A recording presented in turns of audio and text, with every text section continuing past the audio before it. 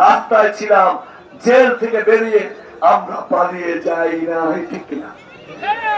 17 বছরে যারা আসে নয়, তারা আবার নাকি সংস্কার করে ভোট নিতে চায়।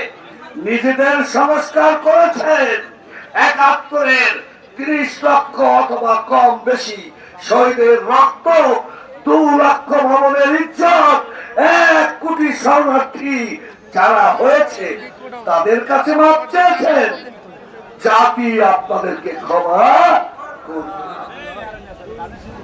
আমরা বলি স্পষ্ট কথা, বাংলাদেশে যারা পিয়ারের নামে আজকে ষড়যন্ত্র করছে, বাংলাদেশের নির্বাচন টিকাতে চায়, সকালে এক নেতার উপর হামলা হয়, বিকালে গার্মেন্টসে হামলা হয়, আমাদের নেতা কর্মীদের ধরে নিয়ে যাওয়া হয়, আমাদেরকে হত্যা করা হয়। আবার সেই হাতুড়ি বাহিনী আমার ক্যাম্প আছে, তারা রক কাটার রাজনীতি আবারও প্রতিষ্ঠা করতে চায়। সেটা কি হতে দেবে?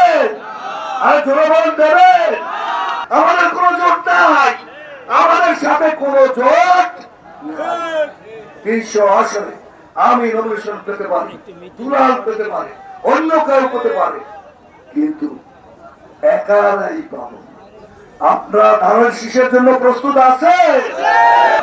হিন্দু, মুসলমান, বৌদ্ধ, খ্রিস্টান, পাহাড়ি, আমরা সবাই মিলে একটি রেইনবো নেশন তৈরি করব। স্বনির্ভর বাংলাদেশ, এক দফার বাংলাদেশ, তা হলো উন্নয়ন আর সমৃদ্ধির বাংলাদেশ। আমরা হব বিএনপি পরিবার। রাজি আছি? রাজি আছি?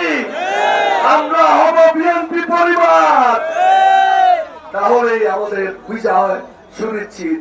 আর মনে রাখবেন, আপনার ভোট চাওয়া দরকার নাই।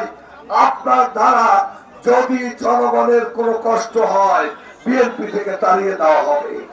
সবার আগে দেশ, সে আমার বাংলাদেশ।